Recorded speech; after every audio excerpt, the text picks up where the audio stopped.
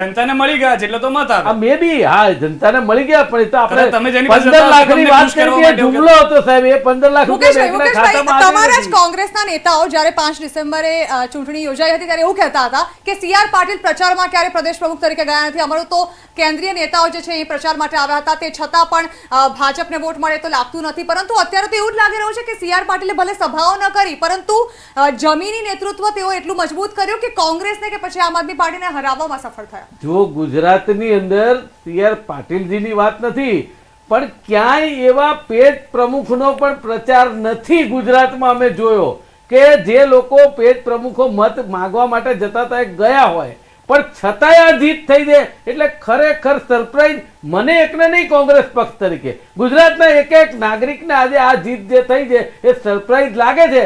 જુદા જુદા પ્રશ્નોની ભરમાર આજે પણ ગુજરાતમાં છે. સ્ટેજ ઉપરથી ઓવર કોન્ફિડન્સમાં કોંગ્રેસને લાવી દીધા કે ભાઈ ધ્યાન રાખજો, ઠંડા કલેજે કોંગ્રેસ કામ કરે છે. કોંગ્રેસ ત્યાં જ ઓવર કોન્ફિડન્સમાં આવી ગયું કે હા પ્રધાનમંત્રીએ વખાણ કરી દીધા. મોટા સમાચાર. ગોપાલ ઇટાલિયા, અલ્પેશ કથિરિયા, આપના તમામ મોટા ચહેરાઓની કારમી હાર થઈ છે. સિદ્ધાર્થ, એ પછી ઈશુદાન હોય કે પછી ગોપાલ ઇટાલિયા હોય કે અલ્પેશ કથિરિયા, ત્રણેય મોટા ચહેરા આમ આદમી પાર્ટીના ગુજરાતમાં ત્રણેયની કારમી હાર. તો આપના પ્રદેશ પ્રમુખની હાર, આપના સૌથી મોટા સ્ટાર પ્રચારક વીવીઆઈપી બેઠક કહેવાતા અલ્પેશ કથિરિયાની હાર અને આપના મુખ્યમંત્રી પદના ચહેરાની પણ હાર. અને આ સાથે જીગરભાઈ જે સવાલ હતો તેનું જો ક્વિક રિએક્શન આપ આપી દો.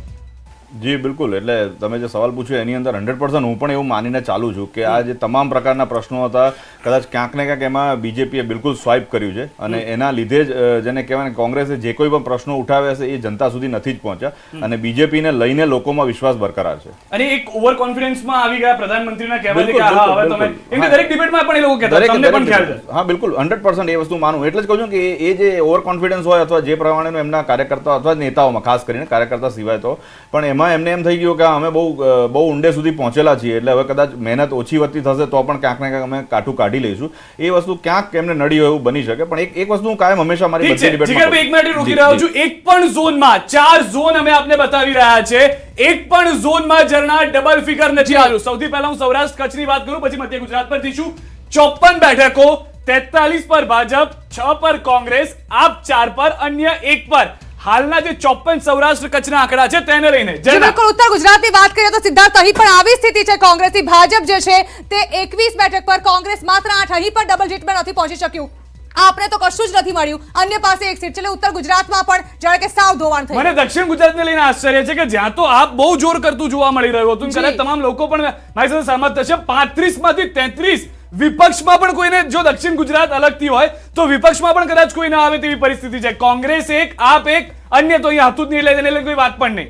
મધ્ય ગુજરાતમાં પણ કંઈક આવી સ્થિતિ લાગતી હતી ચૂંટણી પહેલા કે કદાચ ભાજપને ફાળે મોટાભાગની સીટો નહીં જાય, પરંતુ અહીં પણ દ્રશ્ય અલગ જ જોવા મળે છે. 61 બેઠકો છે, ભાજપના ભાગે 56 બેઠકો, કોંગ્રેસ 4 પર. અહીં તો માત્ર 4 બેઠકો મળી છે. આપણે તો કશું જ નથી મળ્યું. અન્ય પાસે માત્ર 1 બેઠક છે. અને જે દર્શકો છે તેઓને પણ કહી દે કે આ વલણ છે, પરંતુ વલણ પરથી મોટી રીતે હાર સાબિત પણ થઈ રહી છે.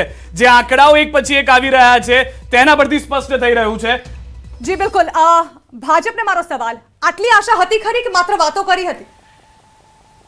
ભાઈ મુકેશભાઈ જે કીધું પેજ સમિતિ, પેજ પ્રમુખ, મુકેશભાઈ બૂથની અંદર જઈને જોવો.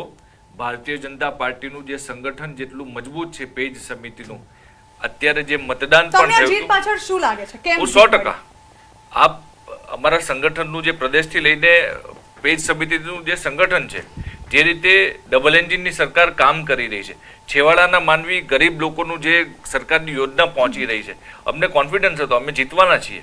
જે રીતે 2 વર્ષ પહેલા તાલુકા જિલ્લા પંચાયતની સ્થાનિક સ્વરાજ્યની ચૂંટણીમાં પ્રદેશ અધ્યક્ષે કીધું હતું કે 90% વધારે સીટ જીતશું અને જીત્યા હતા.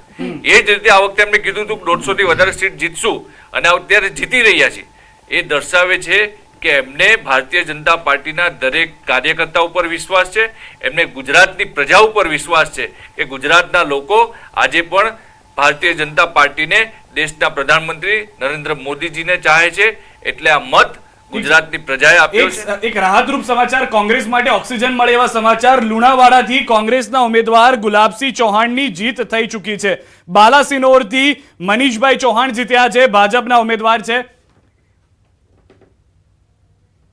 કામોની છે અને સ્વાભાવિક છે કે આ જીત આવતા 25 વર્ષનું ગુજરાત કેવું હશે એ નક્કી કરશે અને સમગ્ર ગુજરાતના જેટલા પણ ઉમેદવારો જીત્યા છે ભારતીય જનતા પાર્ટીના સૌને ખૂબ ખૂબ શુભેચ્છાઓ પાઠવું છું. આજથી અમારી જવાબદારીઓ શરૂ થાય છે, જે જવાબદારીઓ આવતા 5 વર્ષ સુધી અમારા વિસ્તારની અંદર અમે નિભાવીશું.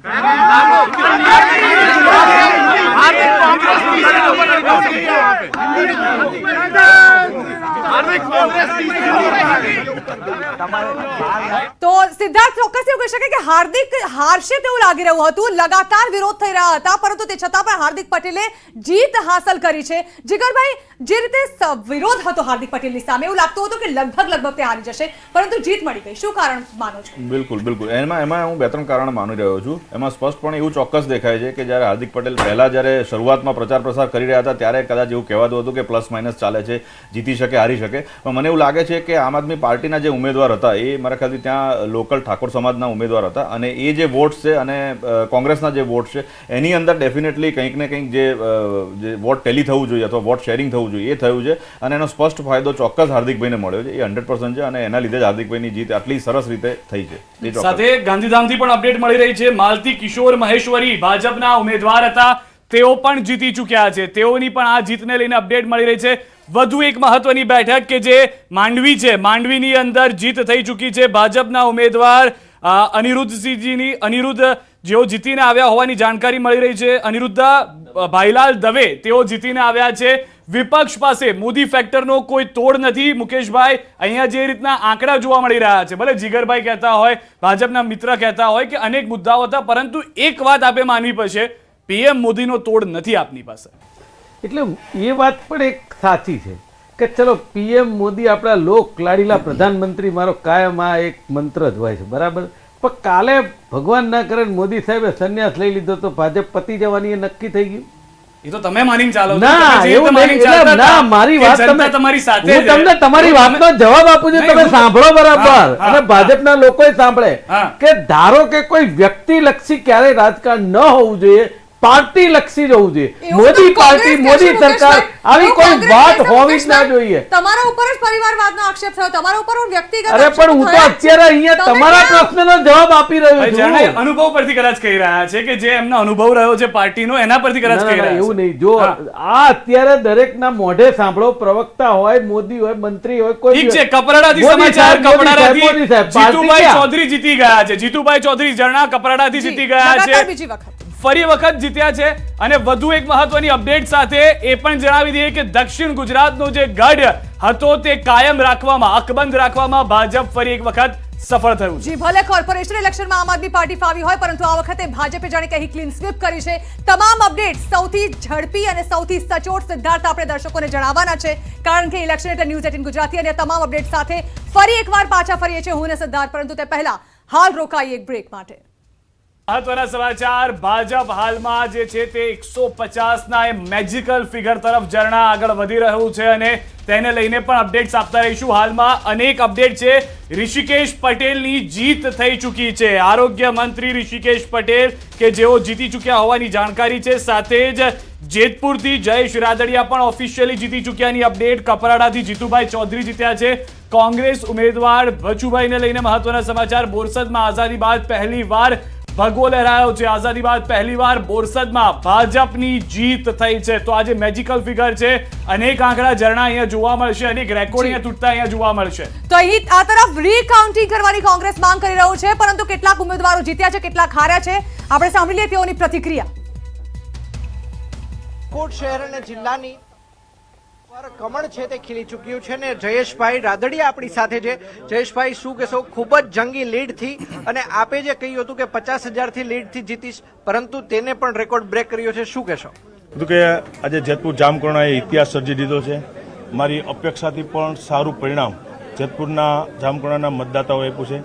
ફોર્મ ભર્યું ત્યારે મેં 50,000 પ્લસનો ટાર્ગેટ મૂક્યો હતો કે 50,000થી વધારે લીડ સાથે હું જીતીશ, અને આજે જે પરિણામ આવ્યું 77,000ની લીડ સાથે ભવ્ય વિજય થયો છે. જેતપુર જામકરણાના મતદાતાઓનો હૃદયપૂર્વક આભાર વ્યક્ત કરું છું.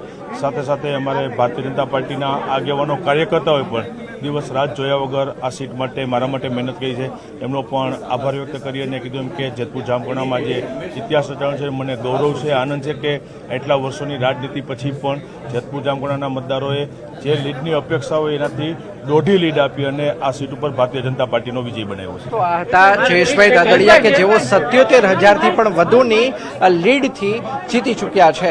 કેમેરામેન અભય ત્રિવેદી સાથે અંકિત પોપટ, ન્યૂઝ 18 ગુજરાતી, રાજકોટ.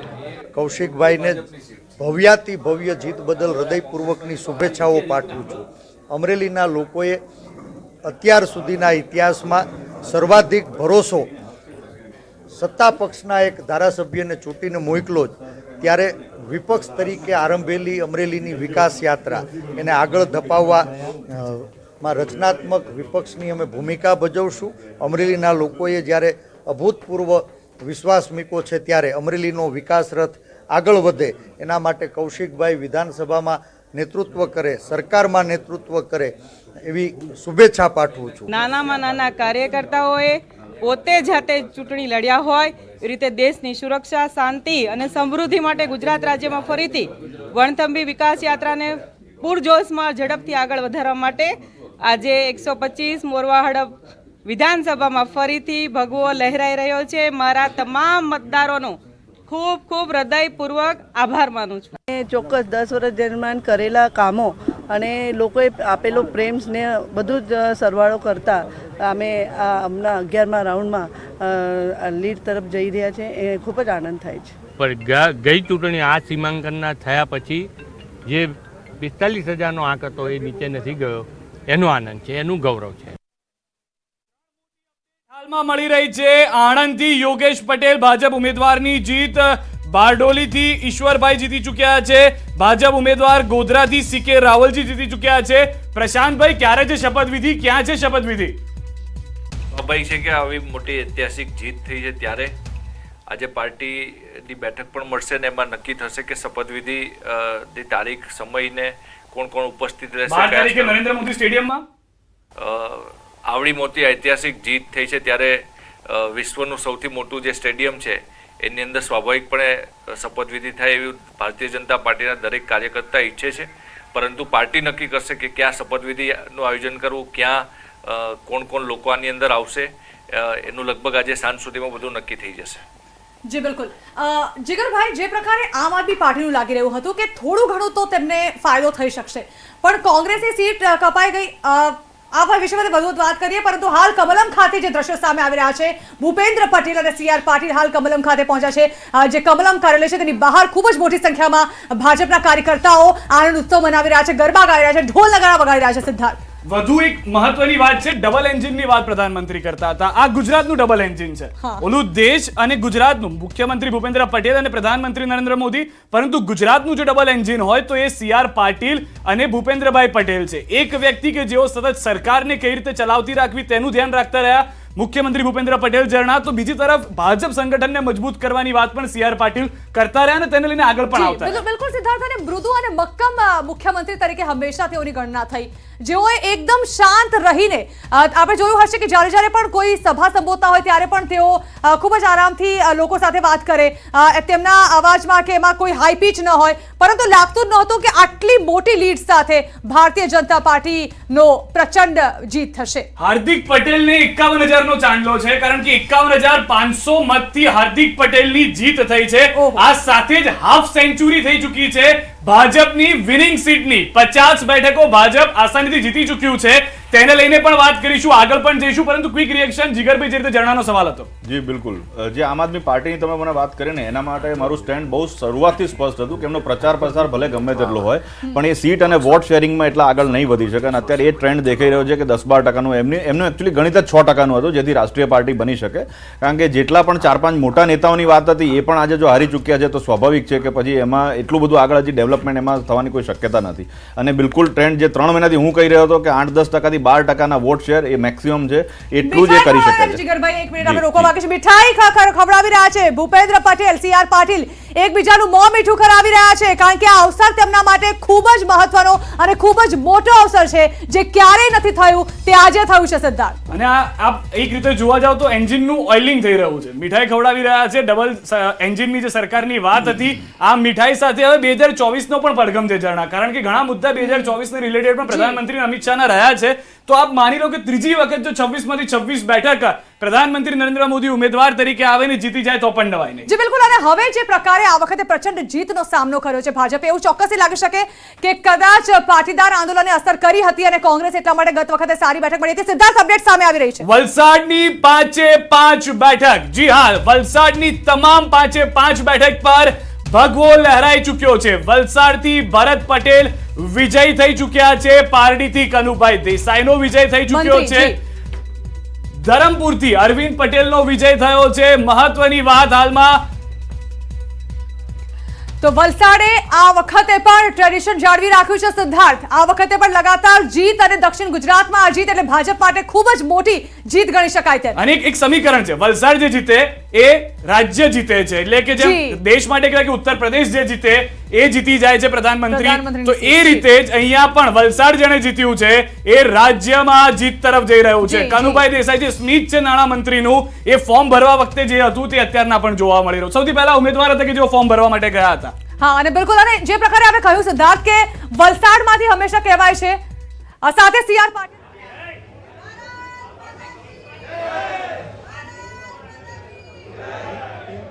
गुजरात की जनता जनार्दन के आशीर्वाद से भारतीय जनता पार्टी का अद्वितीय ऐतिहासिक विजय हुआ है और भाजपा एक बार पुनः 27 साल के बाद और 5 साल के लिए सरकार बनाने जा रही है. गुजरात की जनता ने पहले से ही प्रदेश में प्रचंड बहुमत से भाजपा की सरकार बनाने का संकल्प कर लिया था.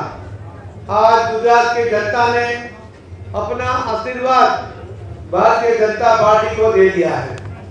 मैं गुजरात की जनता का नतमस्तक होकर आभार प्रकट करता हूं.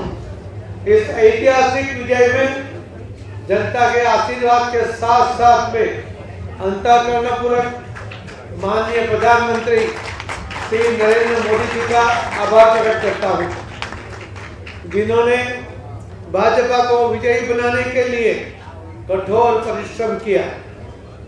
उन्होंने 31 जनसभाएं की, 3 भव्य रोड शो किए. इस विजय के शिल्पकार माननीय नरेंद्र मोदी जी है.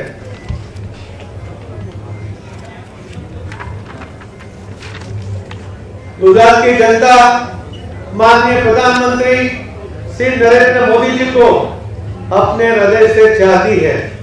भाजपा ने आदरणीय नरेंद्र मोदी जी के नेतृत्व में गुजरात में सर्वस्पर्शी और सर्वसमावेशी विकास करके दिखाया है.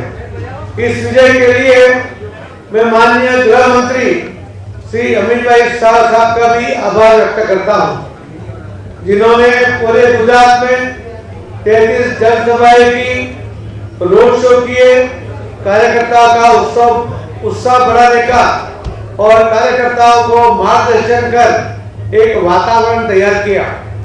साथ में मैं राष्ट्रीय अध्यक्ष माननीय श्री JP नड्डा जी का भी आभार व्यक्त करता हूं. उन्होंने गुजरात चुनाव में हमारा मार्गदर्शन किया और जनसभाएं संबोधित कर एक वातावरण तैयार किया. पूरे प्रचार अभियान के दौरान हमें पार्टी के वरिष्ठ नेतृत्व का निरंतर सहयोग और मार्गदर्शन प्राप्त हुआ. इसमें हमारे सहप्रभारी श्री गुप्ता साहब का भी बहुत बड़ा योगदान रहा. इसमें अपार शक्ति और प्रेरणा मिलती रही. कार्यकर्ताओं का उत्साहवर्धन होता रहा. मैं माननीय मुख्यमंत्री श्री भूपेंद्र भाई पटेल का आभार व्यक्त करता हूं. इस चुनाव में भव्य विजय के लिए मैं भाजपा के केंद्रीय नेतागण, मंत्रिमंडल के सदस्य, भारतीय जनता पार्टी शासित राज्यों के मुख्यमंत्री, अन्य राज्यों के हमें चुनाव में सहायता कर मंत्रिमंडल के सदस्य, भारतीय जनता पार्टी शासित राज्यों के मुख्यमंत्री, अन्य राज्यों के हमें चुनाव में सहायता करने आए हमारे महिला एवं पुरुष कार्यकर्ता, गुजरात भाजपा के 80 लाख कठोर परिश्रमी पेज कमेटी के कार्यकर्ता और सदस्यों का हृदय से आभार व्यक्त करता हूं। भाजपा कार्यकर्ताओं का विजयी संकल्प लेकर चुनाव के मैदान में उतरे ये हमारे लाखों कार्यकर्ताओं ने अपने अप्रतिम परिश्रम से जनता की सेवा करते हुए ये विजय प्राप्त किया है। मैं जब पूरे प्रचार अभियान पर नजर डालता हूं और मेरे मन में 3 शब्द आते हैं: संकल्प, कठोर परिश्रम और संतोषजनक परिणाम। चुनाव अभियान में मुझे सबसे ज्यादा प्रसन्नता कार्यकर्ताओं के उत्साह और उनके अथक परिश्रम को देखकर हुई। चुनाव प्रचार अभियान कार्यकर्ताओं के लिए जीवन का एक यादगार अनुभव होता है। यह संगठन के दृष्टिकरण और विस्तार का अवसर होता है। जनता और संगठन के रिश्तों में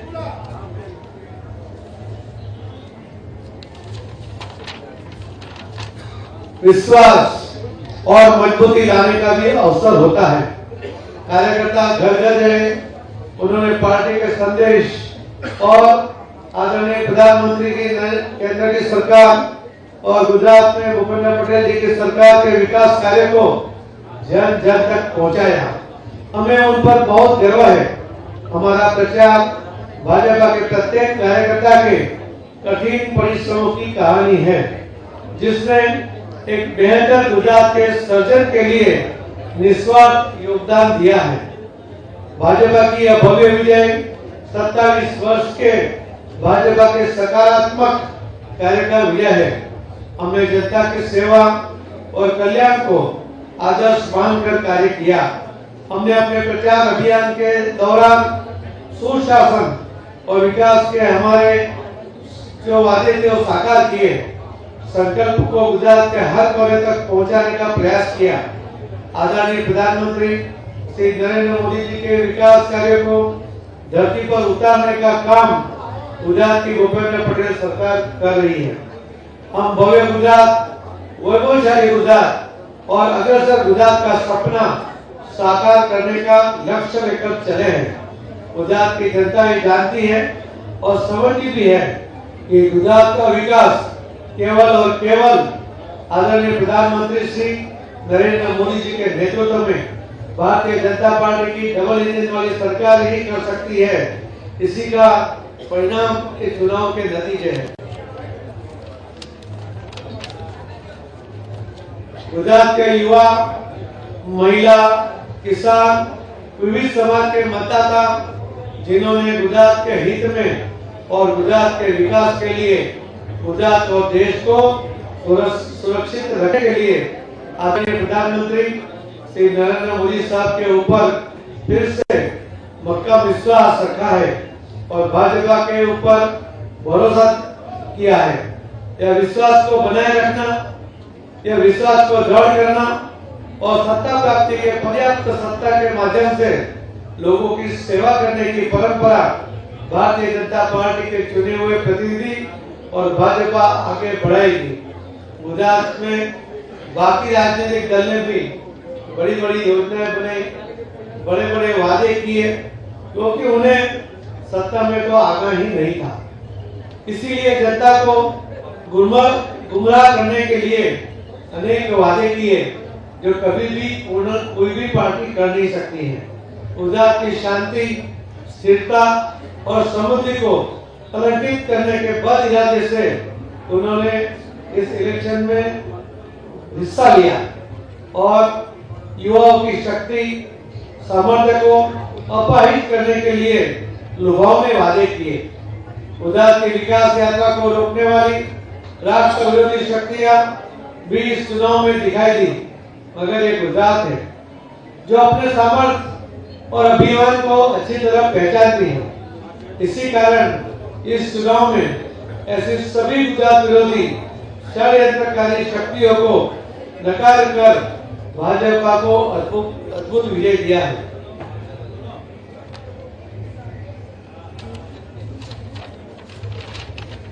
कई लोगों ने तो हमारी सरकार बनेगी ऐसा लिखकर दिया।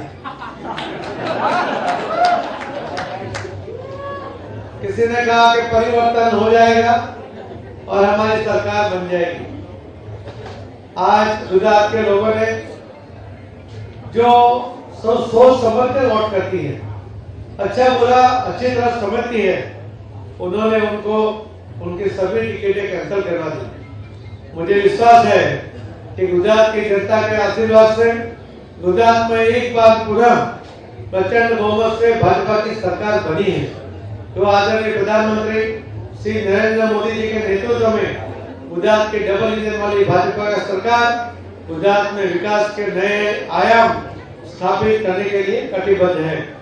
गुजरात के युवा, महिला, किसान एवं विविध समाज के मतदाताओं को गुजरात के हित और गुजरात के सातत्यपूर्ण विकास के लिए गुजरात और राष्ट्र को सुरक्षित रखने के लिए आदरणीय प्रधानमंत्री श्री नरेंद्र मोदी जी पर पुनः एक बार दृढ़ विश्वास रखा है। इस भरोसे को बनाए रखना, इस भरोसे को और मजबूत करना, यह हमारी जिम्मेदारी है। सत्ता प्राप्ति के बाद सत्ता को माध्यम बनाकर लोगों की सेवा और कल्याण करने की परंपरा भाजपा एवं भारतीय जनता पार्टी के चुने हुए जनप्रतिनिधि निभाएंगे, ऐसा विश्वास हम गुजरात के करोड़ों मतदाता भाई बहनों को देते हैं। उन्हें एक बार सभी का हृदय से धन्यवाद करता हूं। साथ में सरकार की मुख्यमंत्री की शपथ विधि का समारोह 12 दिसंबर को 2 बजे गांधीनगर विधानसभा के पीछे हेलीपैड ग्राउंड पर होगा और हमारे आदरणीय प्रधानमंत्री श्री नरेंद्र मोदी साहब भी उस शपथ विधि में शरीक होंगे और हमारे गृह मंत्री श्री अमित भाई शाह साहब भी उसमें शरीक होंगे। आप सबके माध्यम से मैं फिर से गुजरात के सभी मतदाता भाई बहनों का आभार व्यक्त करता हूं। आपके माध्यम से ही भारतीय जनता पार्टी के शुभेच्छक एवं कार्यकर्ता उन सबका भी नतमस्तक होकर उनको प्रणाम करता हूं कि आप सबकी शक्ति आदरणीय प्रधानमंत्री नरेंद्र मोदी जी का जो संकल्प था रिकॉर्ड बनाने का, आज भारतीय जनता पार्टी ने 3 रिकॉर्ड एक साथ बनाए हैं। सबसे ज्यादा सीटों का रिकॉर्ड भारतीय जनता पार्टी ने सिलेक्शन में बनाया है। सबसे ज्यादा वोट से उसका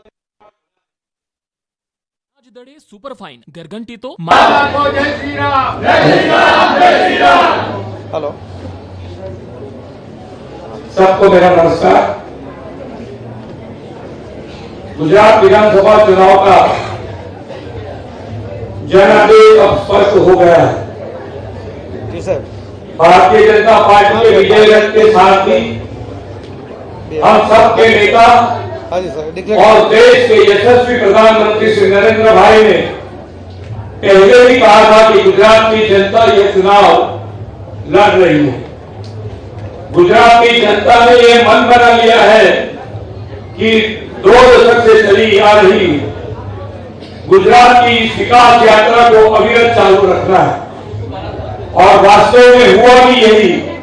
गुजरात के लोगों ने एक और कार्यकाल के लिए श्री नरेंद्र भाई मोदी के नेतृत्व वाली भारतीय जनता पार्टी को राज्य के शासन की जिम्मेदारी सौंप दी।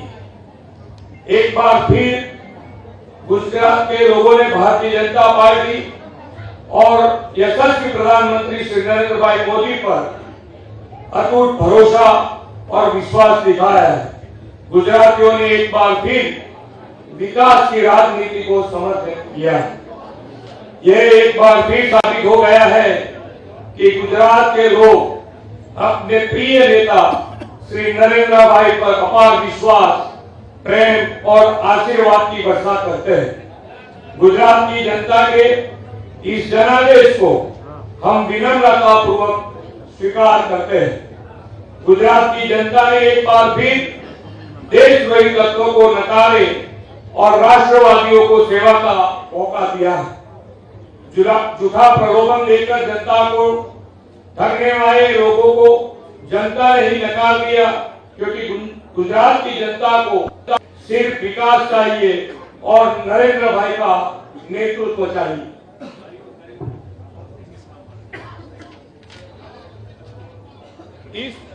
इस चुनाव में जीत के लिए भाजपा के एक एक कार्यकर्ता को जितना धन्यवाद और बधाई दी जाए वो कम है।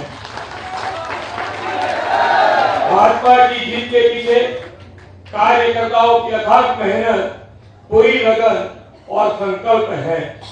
भाजपा का हर एक कार्यकर्ता जन सेवा के लिए भाजपा का प्रमुख सिपाही बना है, न किसी पद, प्रतिष्ठा या लाभ के लिए। भाजपा के इस जनाधार को श्री नरेंद्र भाई से हमारे समर्पित नेतृत्व ने बनाया है और इसे बचाए रखना अब हमारा कर्तव्य है। भाजपा का ध्येय जनता का विश्वास बनाए रखना है। हमारा संकल्प जन कल्याण है। पंडित दीनदयाल उपाध्याय, श्री श्यामा प्रसाद मुखर्जी, श्रद्धेय अटल जी और अब वैश्विक नेता श्री नरेंद्र भाई के पद चिन्हों पर चलकर सेवा ही साधना हमारा मंत्र है। इस चुनाव में हमारी जीत का एक कारण हमारे लोकप्रिय और वैश्विक नेता आदरणीय नरेंद्र भाई और यशस्वी गृह मंत्री श्री अमित भाई शाह साहब का निरंतर मार्गदर्शन भी है। वे एक आम कार्यकर्ता की तरह हमारे साथ रहे, लगातार हमारा मार्गदर्शन किया। इसके लिए आदरणीय श्री अमित भाई जी को विशेष धन्यवाद देना चाहूंगा। उन्होंने हमारी छोटी बातों का ध्यान रखा और वे हमारे साथ चले और हमें निरंतर प्रेरित करते रहे। भारतीय जनता पार्टी के राष्ट्रीय अध्यक्ष आदरणीय जेपी नड्डा जी, केंद्रीय मंत्रियां, भाजपा शासित राज्यों के मंत्रियां और प्रदेश अध्यक्ष श्री आर पाटिल जी और रत्नाकर जी और गुप्ता जी, अन्य सभी ने एक बार फिर सामूहिक नेतृत्व के साथ गुजरात में भाजपा की विजय पताका लहराई है। साथियों, ये जितना जश्न मनाने का मौका है, उतना ही ये परिविकता और साथ विचार करने और जनता को विश्वास व प्यार को समझाने का अवसर भी है। जनता के विश्वास के प्यार को भी समझने का अवसर है। अगर गुजरात की जनता बार बार भारतीय जनता पार्टी को जिम्मेदारी सौंपती है, तो आइए हम आदरणीय नरेंद्र भाई के दिशा दर्शन में पंचनिष्ठा और सांस्कृतिक राष्ट्रवाद के प्रति अपनी प्रतिबद्धता को मजबूत करें। राज्य के विकास और कल्याण के अपने लक्ष्य की और हमें तेजी से आगे बढ़ाएं। साथियों, भारतीय जनता पार्टी का संकल्प अन्य पार्टियों की तरह सिर्फ चुनावी वादों का घोषणा पत्र नहीं, बल्कि यह गुजरात की अगले 5 वर्षों की लंबी सुनियोजित और वैश्विक यात्रा का प्रधानमंत्री श्री नरेंद्र भाई के मार्गदर्शन में बना हुआ दस्तावेज है। पिछले 2 दशक से हमने आदरणीय नरेंद्र भाई के नेतृत्व में जन सेवा को साधना बनाकर गुजरात के कोने कोने में विकास किया। हम सभी को गर्व है कि गुजरात आज पूरे देश का ग्रोथ इंजन बना है। प्रदेश का कोई ऐसा क्षेत्र नहीं जहां भाजपा सरकार ने सेवा और सुविधा नहीं दी है। प्रधानमंत्री श्री नरेंद्र भाई मोदी की कड़ी मेहनत और मार्गदर्शन का परिणाम ही है कि गुजरात आज शासन और विकास के सभी मानकों पर देश में अग्रणी है। अब इस विकास यात्रा को और तेज गति देने हैं। इस संकल्प पत्र में श्री नरेंद्र भाई मोदी जी ने सेचुरेशन 100% लाभार्थी तक पहुंचने का जो विचार दिया है, उसे आने वाले दिनों में चरितार्थ करने का पूरा रोड मैप है।